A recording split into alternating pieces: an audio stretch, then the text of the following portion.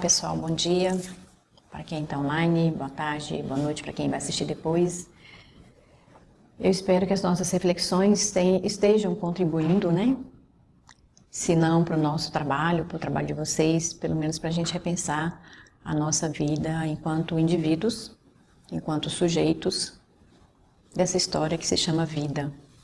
Eu prefiro fazer essas abordagens, né, de reflexão, porque o técnico nós já fazemos muito bem, né? O técnico basta que a gente faça um curso, assista às lives de profissionais sérios, né?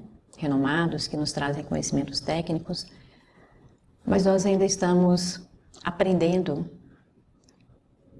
um pouco devagar, né? Que nós precisamos cuidar de nós enquanto pessoas. E nesse sentido, após nós falarmos sobre o Janeiro Branco, foi solicitado que eu abordasse alguma coisa sobre o Fevereiro Roxo, né?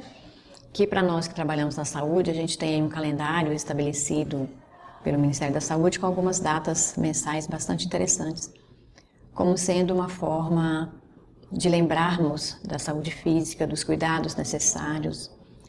E nós precisamos aprender a promoção, né? Nós ainda não sabemos muito lidar com a promoção à saúde. Nós acabamos indo para um lado mais curativo, né, na busca da cura, do que da promoção, de prevenção. Mas isso é uma cultura que vai passando, né? Nós vamos tendo a oportunidade de aprender novas coisas, aprender novas abordagens, estudarmos sobre temas que são importantes para nós. E o Fevereiro Roxo, ele traz alguns agravos, né? Como campanha educativa, como campanha elucidativa, que é o lúpus, a fibromialgia e o mal de Alzheimer, que são doenças que não se encontraram curas, né? Ainda não foi possível sabermos cientificamente o que acontece, por que acontece, e nós estamos rodeados de situações assim. E quando nós falamos em adoecimento físico, é impossível, e eu afirmo isso, né, através de vários estudos, várias pesquisas, conversas, acompanhamentos de servidores adoecidos, de atendimento de pessoas adoecidas, que não dá para a gente falar de adoecimento físico sem abordar o adoecimento emocional. Na verdade, quando nós percebemos o adoecimento físico, o emocional já está ali enraizado há algum tempo, que nós vamos protelando na expectativa ou no despreparo mesmo de parar e nos perceber. E sempre usamos a velha frase, vai passar. Ah, esse é um incômodo que vai passar. Mas principalmente nós, trabalhadores da saúde, nós somos excelentes cuidadores, mas somos péssimos autocuidadores. Muitas vezes nós falamos das campanhas, nós praticamos as campanhas, nós exigimos alguns cuidados, né? Orientando os nossos usuários, e nós mesmos deixamos passar. Às vezes eu brinco, né, e fico pensando se a maioria de nós achamos que somos super-heróis. Só que os super-heróis também se cansam, né? Porque o super-herói, ele é uma fantasia, e quando ele desce para aquela fantasia, ele se dá conta de que ele é um ser normal. Vamos pegar aí exemplos, né, das nossas épocas de Super-Homem, Mulher Maravilha, né? Os próprios Vingadores, quando eles se desfazem das suas fantasias, dos seus poderes, eles são frágeis. E nós precisamos ter coragem de encarar essa característica nossa. Nós não temos obrigação de ser fortes o tempo todo, até porque nós não temos essa condição mesmo, nem física, nem emocional.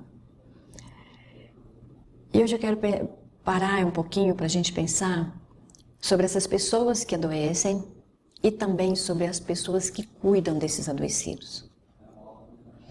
O grande número de burnout, que é adoecimento pelas características do trabalho, estão exatamente entre os cuidadores das outras pessoas. Quem são essas pessoas? Profissionais de saúde, profissionais da educação, policiais, bombeiros.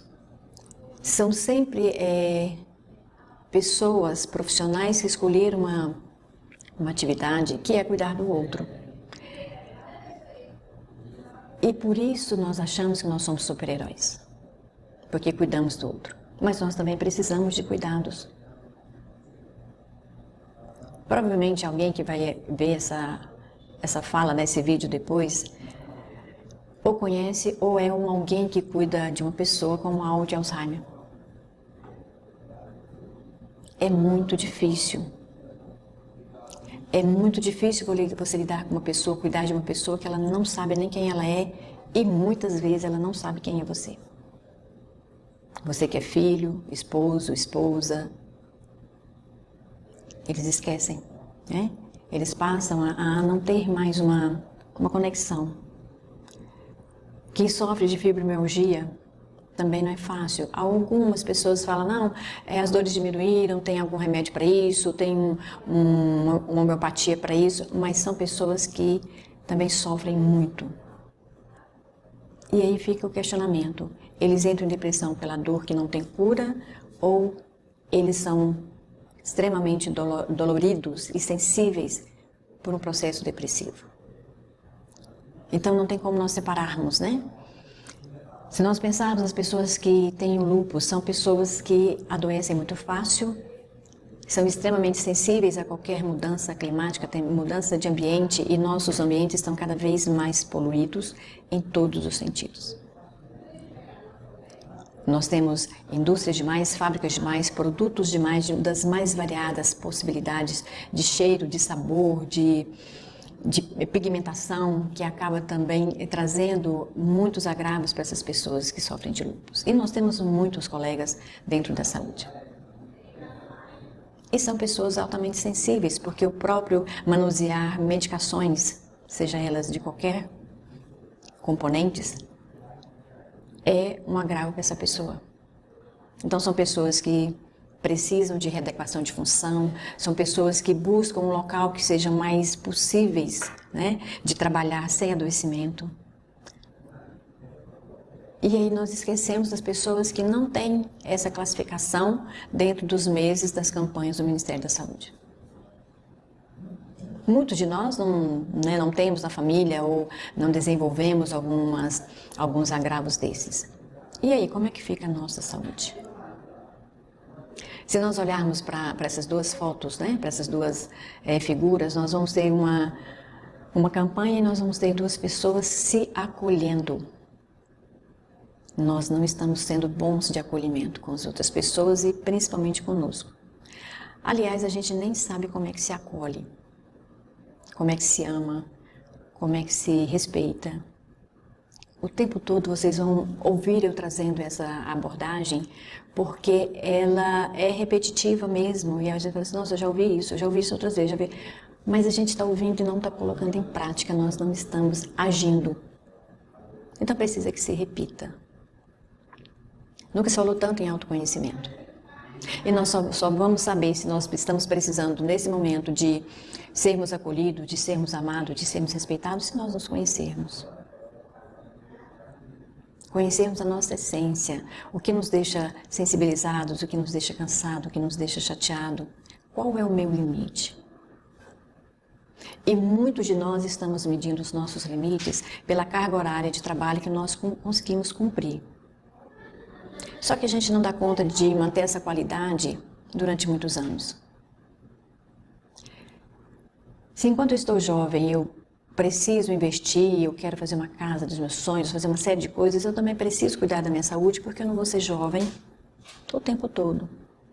Enquanto nós estamos contando os nossos aniversários, as nossas datas que comemoram o nosso nascimento, nós estamos nos modificando fisicamente e emocionalmente. Nós vamos ficando mais frágeis no sentido de manifestar a emoção.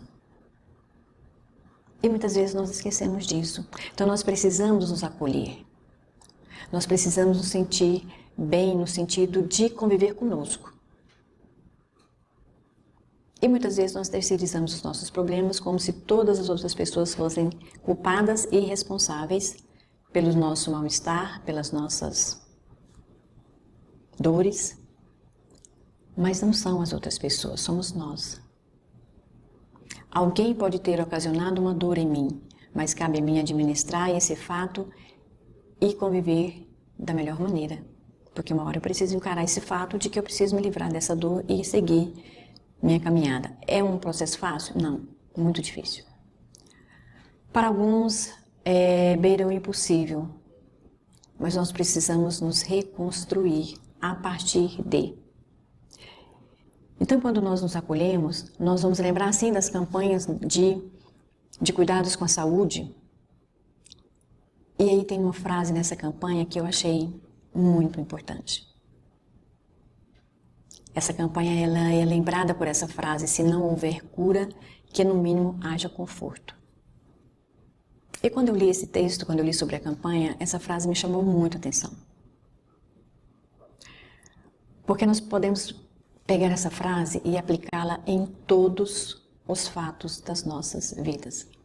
Não só para a campanha do lúpus, da fibromialgia e do mal de Alzheimer, mas para a nossa vida.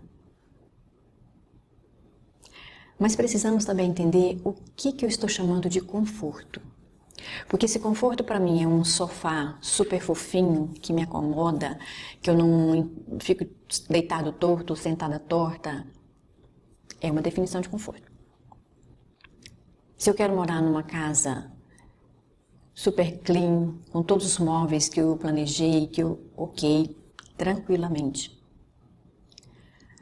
Mas o conforto que eu trago para a gente pensar nessa frase é muito além do conforto externo, dos bens físicos. Eu preciso me sentir confortável no meu dia a dia enquanto pessoa, enquanto emoção, enquanto ser social, enquanto ser profissional, enquanto ser pessoa. Porque se eu tiver todo esse conforto externo que eu trouxe como exemplo, mas eu não estiver confortável comigo, eu não tenho um bom usufruto desses bens.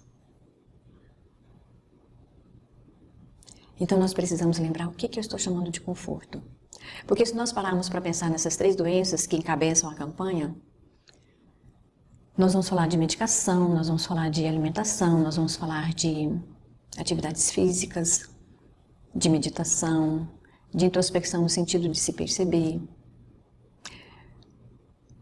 Então a gente precisa pensar como é que eu estou vivendo o meu dia a dia, quais as coisas que eu não encontrei cura, mas é possível de eu criar um certo conforto. Então as pessoas que vão perdendo, a memória, a conexão com a realidade, elas precisam de um conforto. E nesse caso, para elas, muito mais um conforto de serem acolhidas. Porque dão trabalhos, cansam os seus cuidadores, perdem a noção consigo, a conexão com o que está ali à sua volta. Então essas pessoas elas precisam receber um certo conforto, mas não é só o material. Conheço algumas pessoas que moram bem, se alimentam bem, mas que muitas vezes não são respeitadas nas suas emoções, porque as emoções continuam ali. Elas choram, elas sorriem, elas querem brincar. E muitos de nós não estamos preparados para isso. Porque nós começamos a preocupar, e se acontecer comigo? E se um dia eu ficar assim? E aí a gente esquece que muito do que a gente procura de cura está em nós mesmos. Eu digo muito isso para as pessoas que eu acompanho, que eu visito, que estão afastadas por licenças médicas. Geralmente as pessoas pagam muito bem um psiquiatra, mas reclamam para pagar um psicólogo. Até certo ponto a gente entende isso, e eu não estou dizendo isso só porque a minha formação profissional é da psicologia. Mas é porque quando eu vou ao psiquiatra e eu pago uma consulta aí de um excelente psiquiatra, uns 800 mil reais. Saio de lá com uma medicação que vai me estabilizar.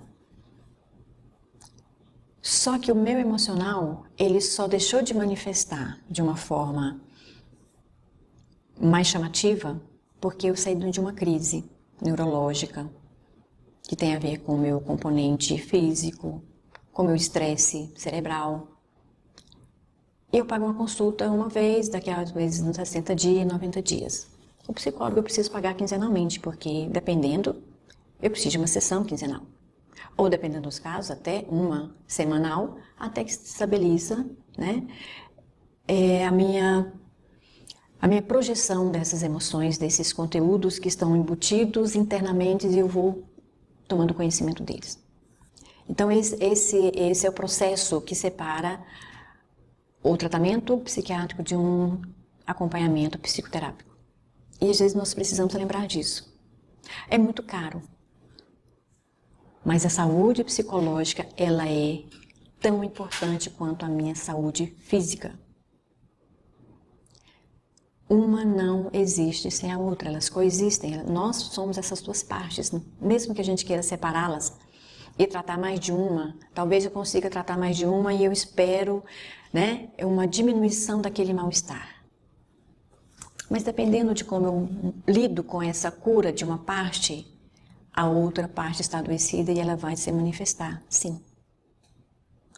Então, nesse meio do caminho, eu procuro um conforto.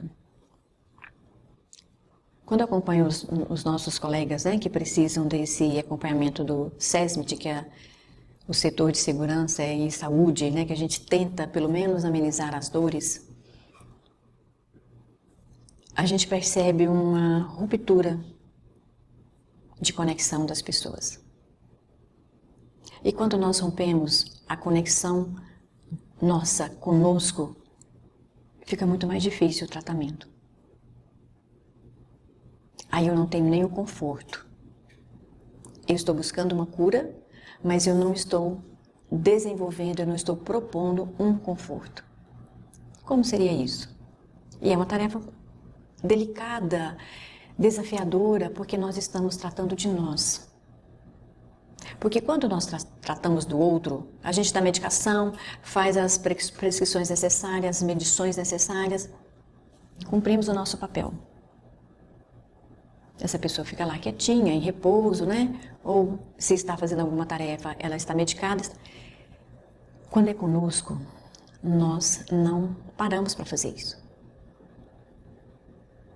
A gente tem uma enxaqueca, então tomamos analgésico e não paramos pelo menos 10 minutos para que essa medicação encontre o nosso organismo receptível para a sua ação.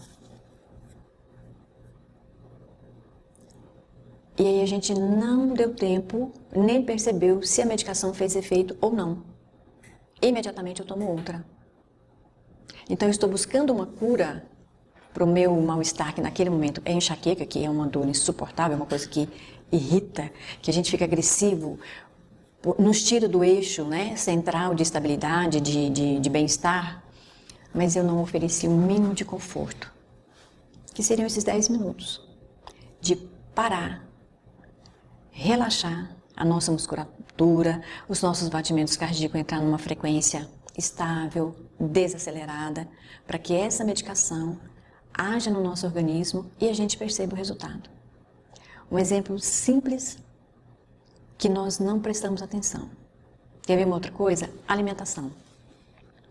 Depois do advento do celular, dificilmente nós fazemos uma alimentação sem que estivéssemos olhando para a tela. E o mais grave é que nós estamos passando isso para as nossas crianças na mais tenra idade. Então nós estamos nos alimentando para curar a nossa fome, para estarmos bem fisicamente, mas não estamos oferecendo o menor conforto. Sexta-feira eu vi 2 pessoas almoçando, eu achei muito interessante, e 2 assistentes sociais.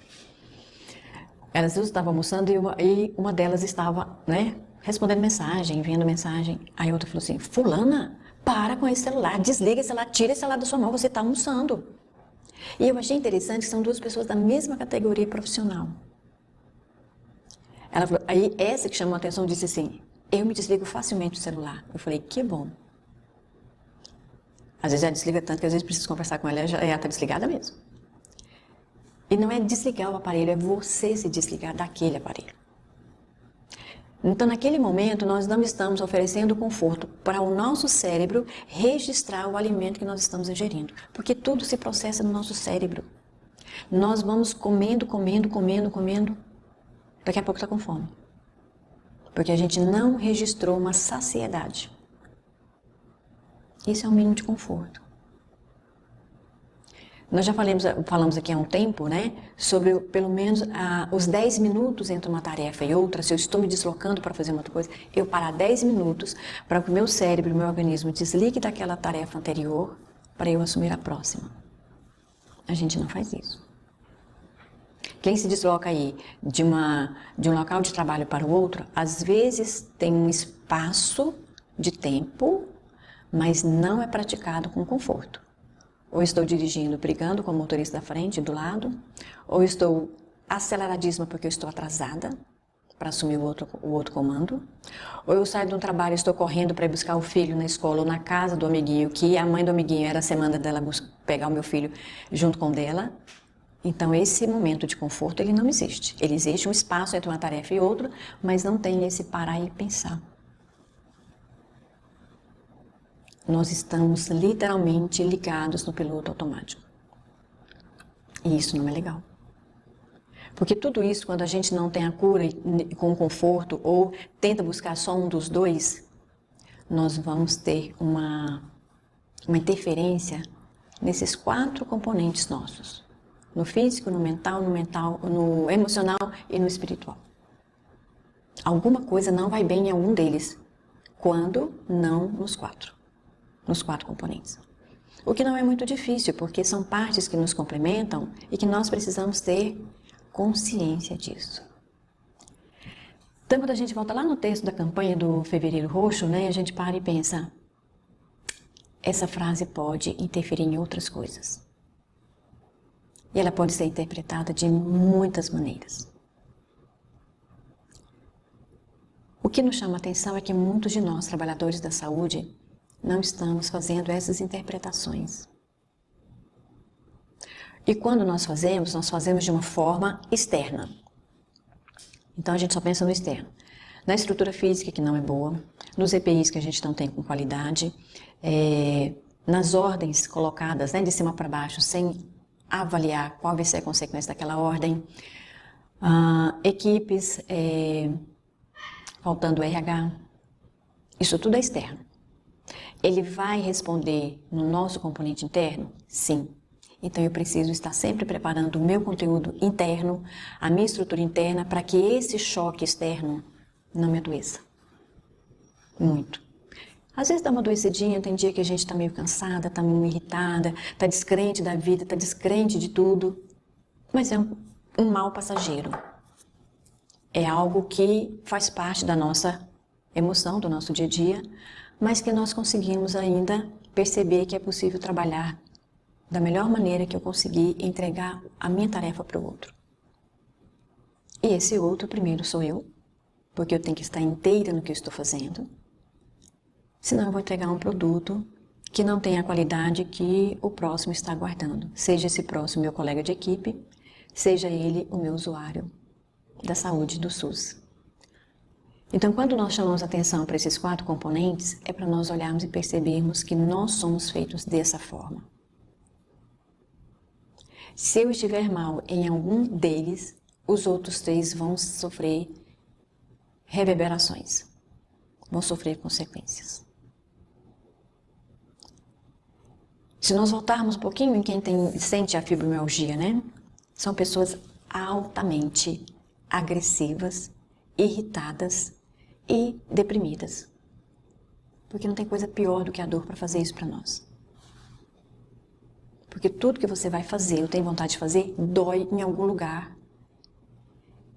E que você não sabe como lidar mais. As medicações são fortes, têm reações. E aí, quando nós temos um colega que tem esses agravos da nossa equipe, a nossa tendência é não ter paciência. É nos irritarmos, porque ele tem uma lentidão nos movimentos, ele não tem agilidade. Ele tem uma memória que às vezes pode sofrer lapsos, né? Espaços. E aí nós todos sofremos.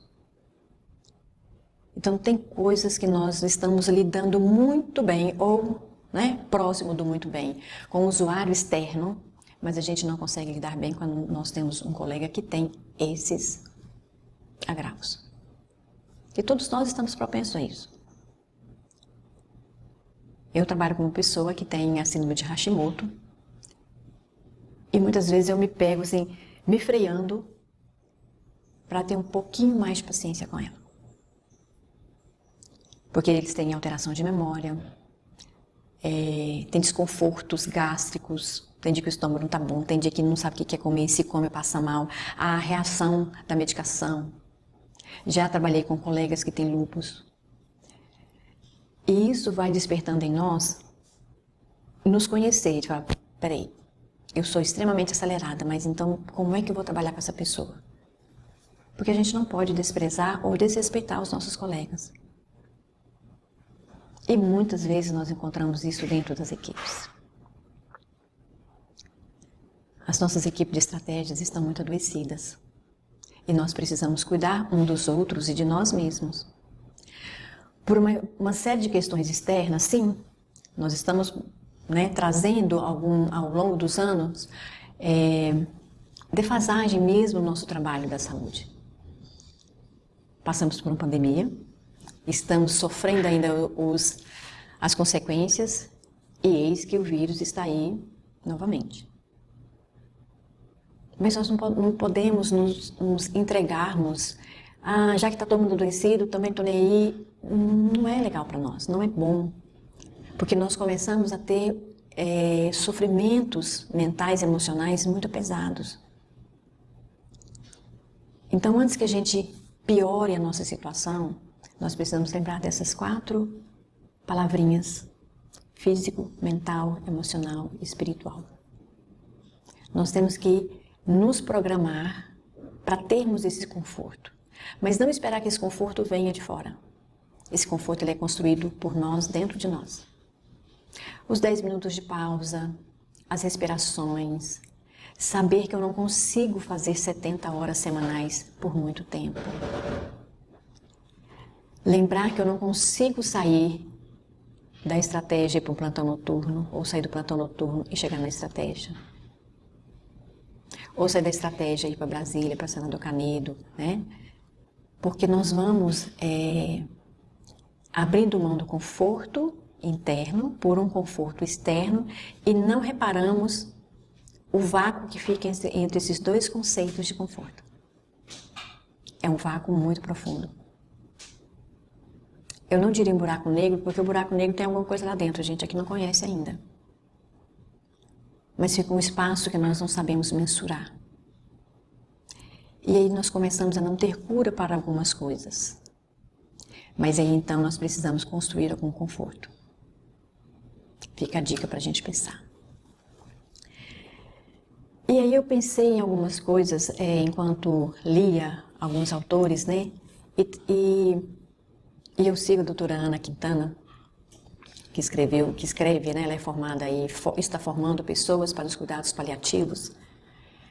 Porque qualquer um de nós que estejamos vivos, trabalhando, produzindo, construindo, estamos propensos a sermos um sujeito que vai precisar de cuidados paliativos.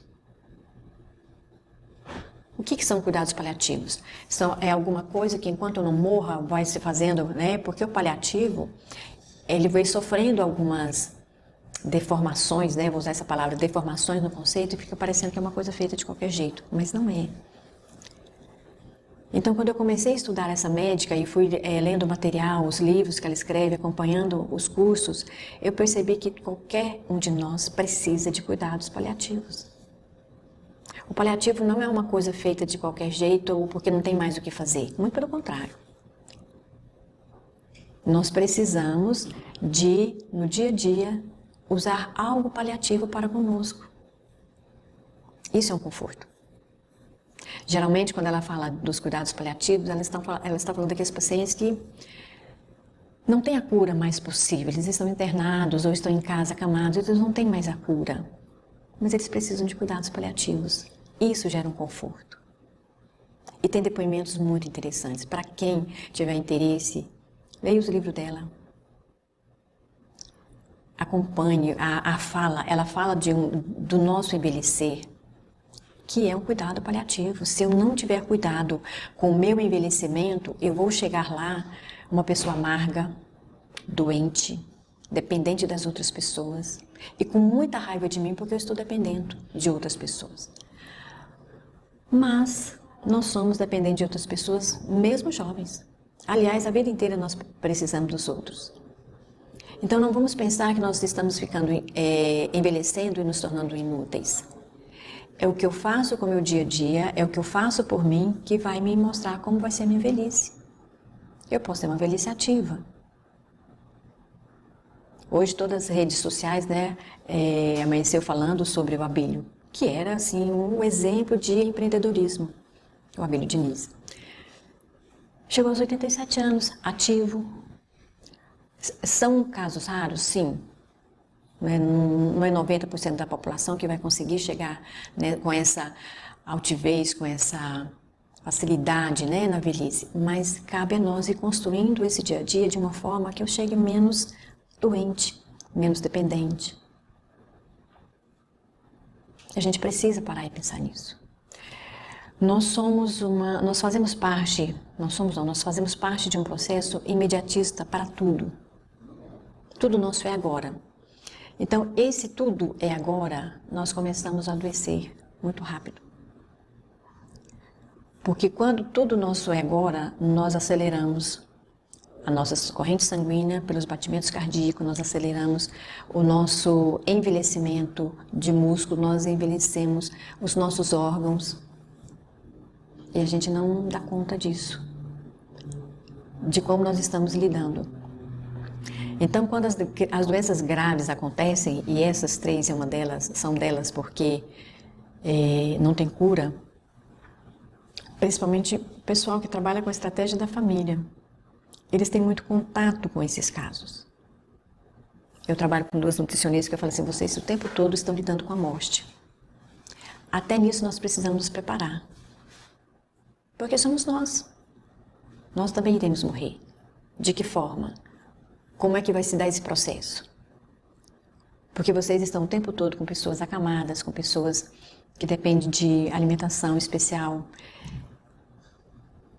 E por que não aproveitar esses momentos dos grupos, né? E dar um suporte para os cuidadores? Porque eles adoecem junto com quem não tem cura. E muitos desenvolvem também doenças que eles acreditam que não tem cura. A fragilidade emocional, a fragilidade na convivência, a credibilidade em si mesmo. Então os cuidadores adoecem muito. E nós precisamos ajudá-los de alguma forma. Porque aquele ser dele que está na cama vai, ao longo do tempo, né, vai definhando até que ele morra. E nós precisamos de auxiliar essas pessoas cuidadoras desses pacientes acamados.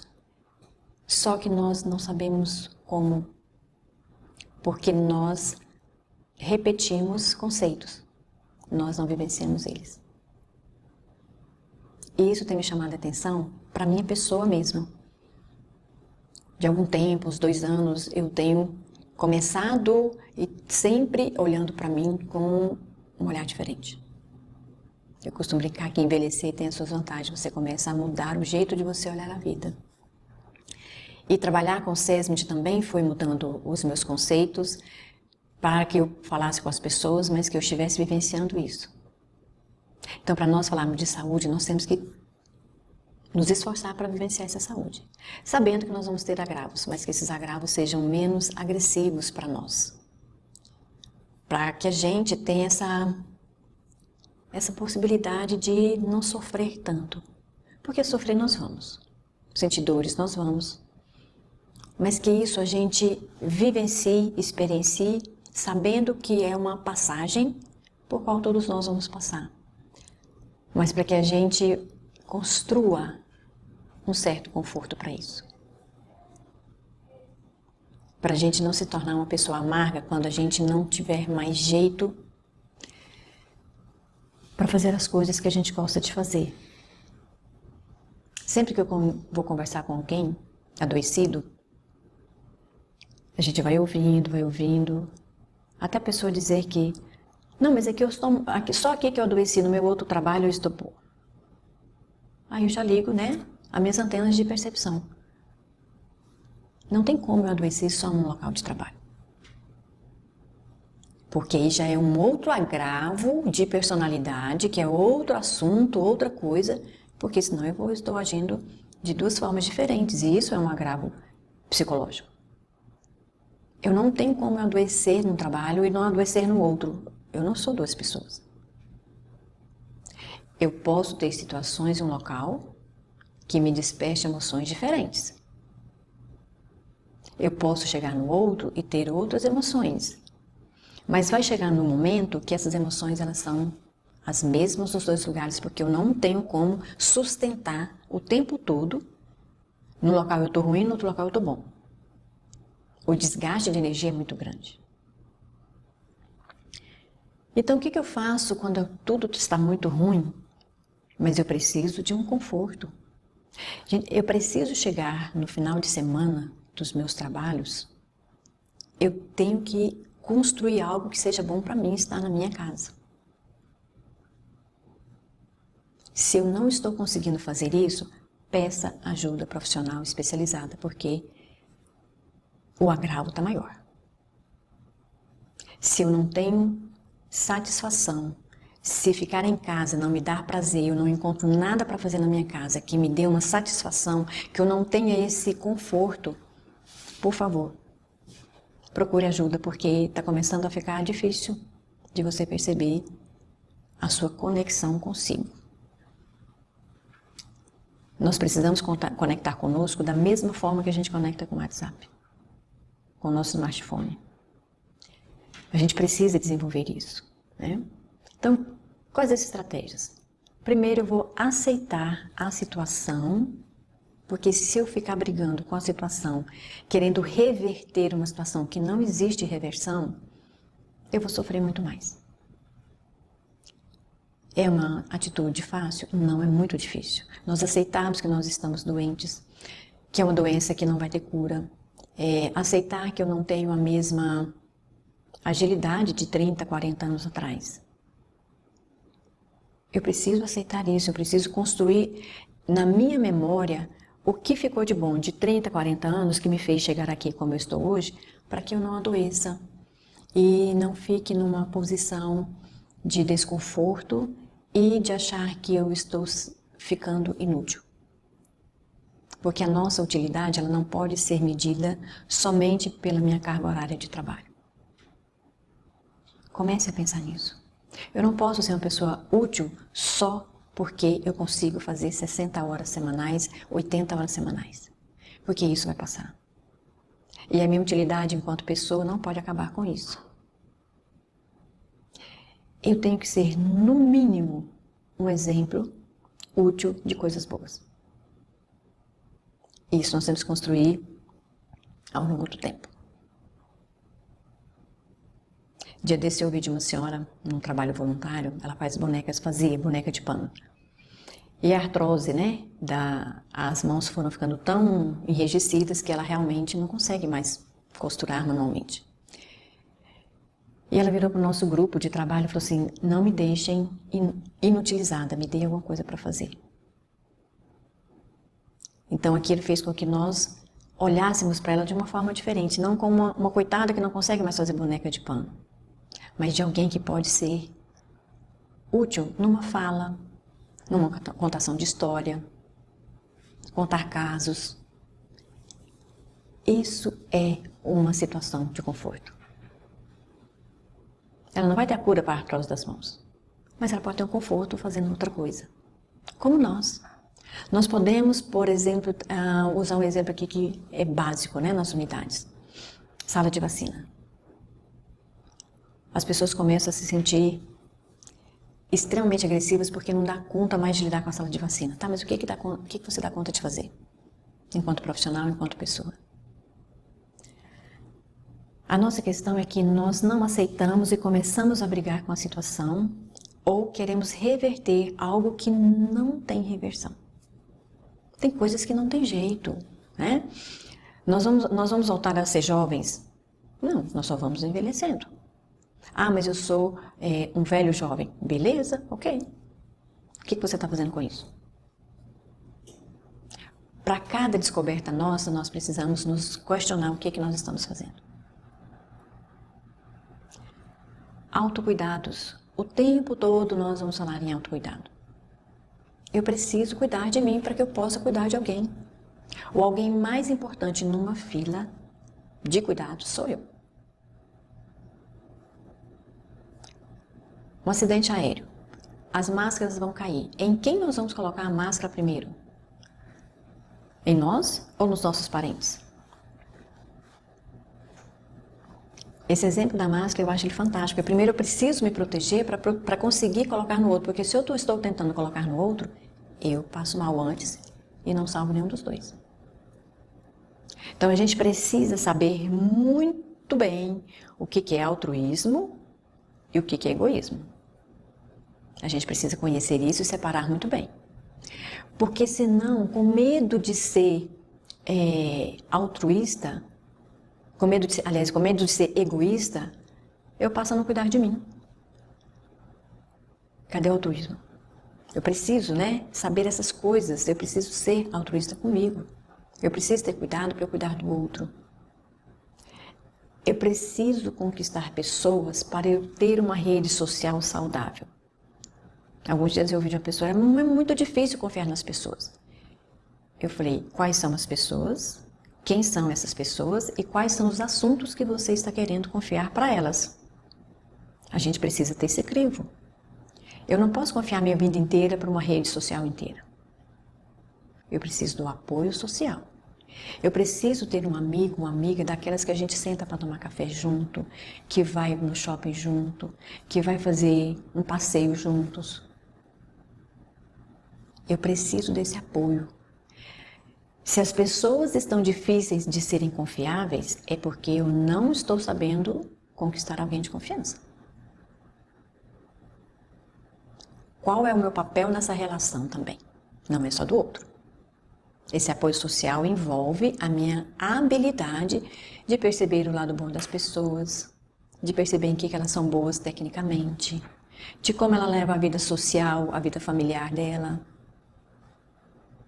Agora, se eu confio a minha vida numa rodada de amigos tomando cerveja, aí vai ficar difícil. Nada contra tomar cerveja. Mas eu estou dizendo do que é que eu estou fazendo com o que é meu, que é a minha vida. Tem familiares nossos que nós não vamos conversar, mas tem familiares que a gente entrega a nossa vida na mão dessa pessoa. E a gente precisa ter essa habilidade, essa capacidade para fazer isso. Tem irmãos nossos que a gente fala assim, nossa, não dá para confiar nele, não, ele vai deixar eu morrer. Amíngua. Tem outros irmãos que falam assim, não, esse aqui dá pra gente conviver. E tá tudo certo, não é dizer que, nossa, você não gosta da sua irmã? Não é não gostar. É uma convivência saudável e tranquila. A gente precisa disso. A gente precisa aprender a expressar a nossa emoção. Mas não é aquela expressão de assim, não, eu tô com raiva mesmo, eu sou assim, quem quiser que aceite. Não é essa expressão. Essa expressão é deseducada, deselegante e não vai trazer ninguém para perto de você. A não ser uma pessoa muito, muito, muito elevada emocionalmente, espiritualmente, para numa explosão dessa, ela chegar perto de você. Não é impossível, mas está ficando raro. Então a gente precisa aprender, nós já falamos isso aqui algumas outras vezes, eu preciso aprender a expressar minha emoção. Tanto de sofrimento, quanto de alegria, quanto de tristeza, de preocupação. Isso é um aprendizado. Porque eu não posso engolir a minha emoção só para ser educada. Eu preciso expressá-la educadamente. Eu preciso expressar que eu estou com raiva sim, mas eu não preciso meter o pé na porta. Tudo isso a gente vai aprendendo. Para o nosso bem e para o bem daquelas pessoas à nossa volta, principalmente as nossas crianças, que têm em nós um exemplo.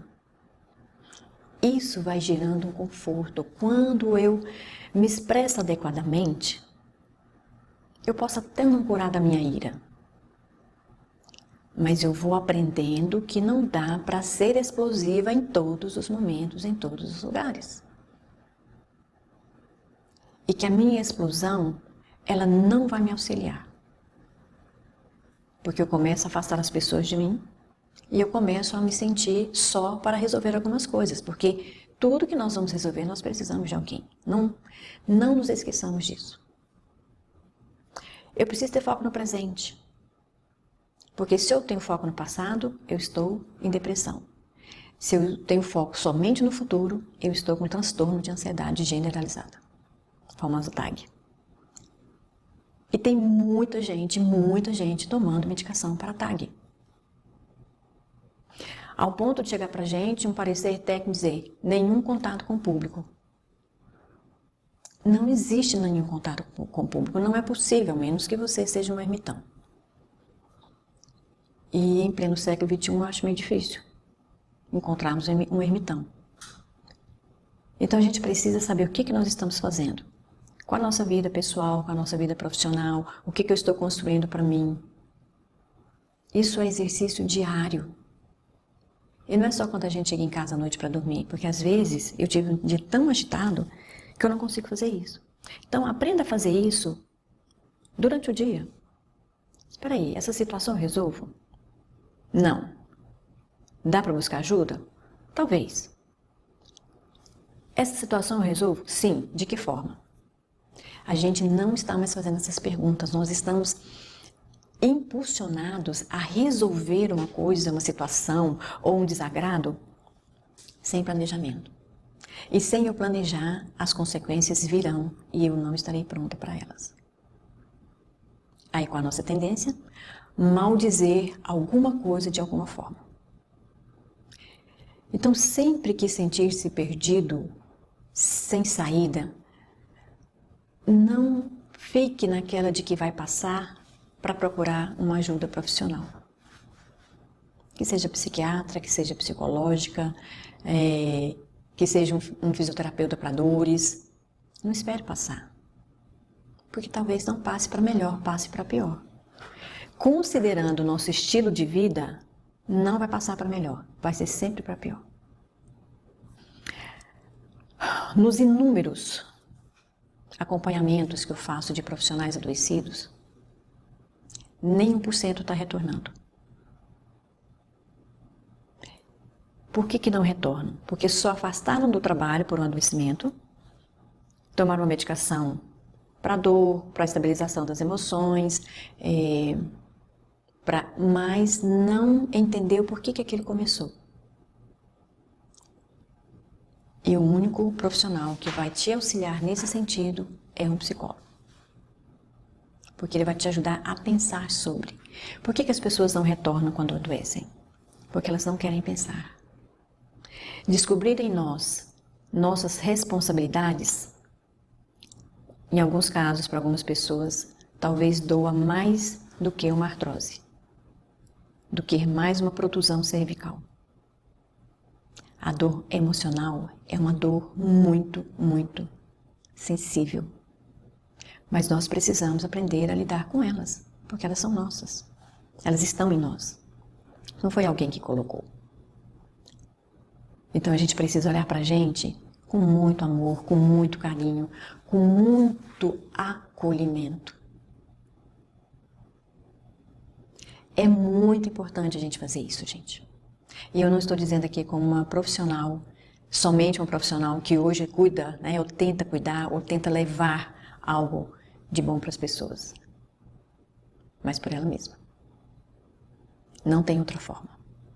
A gente precisa, sim, então, nós profissionais que achamos que não precisamos de ajuda técnica, além do médico, que coitado do médico, se ele não curar então, ele está no azeite quente. Porque nós chegamos lá já com a pretensão de que ele tenha que nos curar. Ele não tem esse poder.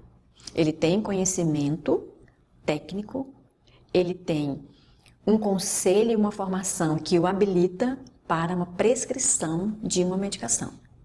Da cura? Não. Nenhum de nós. Nem o enfermeiro, nem o médico, nem o odontólogo, nem o psicólogo. Nem o fisioterapeuta te ensinando a fazer os movimentos, fazendo os movimentos com você. Se você não criar uma rotina, as dores vão voltar com muito mais intensidade. Então, se acolham, se observem, olhem para cada um de vocês com muito carinho. Lembrando que se eu não estiver bem, eu não cuido do outro. E não adianta eu só pegar um atestado médico e ir para casa para não cuidar do outro. Porque tem um outro muito importante que vai comigo aonde eu estiver. Sou eu. Esse, o atestado médico não afasta. Ele só afasta o seu João, a Dona Maria, os meninos chorão que vão tomar vacina, né? Esse atestado médico tira da sua rotina por um tempo. Agora, você não sai de você com o atestado médico. Então, por favor, promovam esse autoconforto.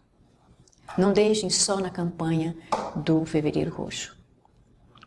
Pensem no Janeiro Branco, do quanto se discutiu sobre a importância da saúde mental, e promova esse conforto. Não do sofá da sala macio, não um colchão que não me deixa com dores nas costas quando eu acordo, mas um conforto que, apesar das dificuldades externas, eu vou ter um respiro, uma possibilidade de seguir adiante. Muito obrigada. Gratidão.